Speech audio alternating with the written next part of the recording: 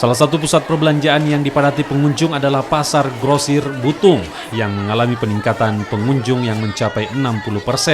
Kebanyakan pengunjung berasal dari luar kota Makassar untuk mencari kebutuhan lebaran seperti pakaian.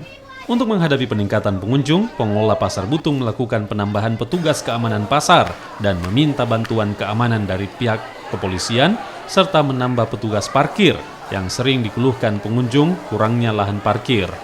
Peningkatan pengunjung di Pasar Butung diperkirakan akan terjadi hingga 1 hari jelang Idul Fitri.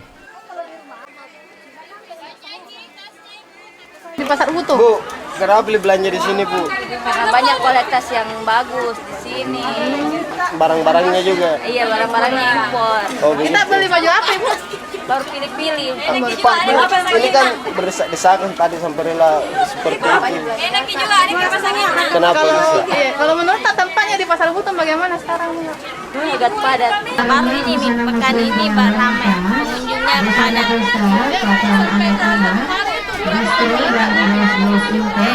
Sampai mulai sehari sampai 3-5 begitu. Bukan cuma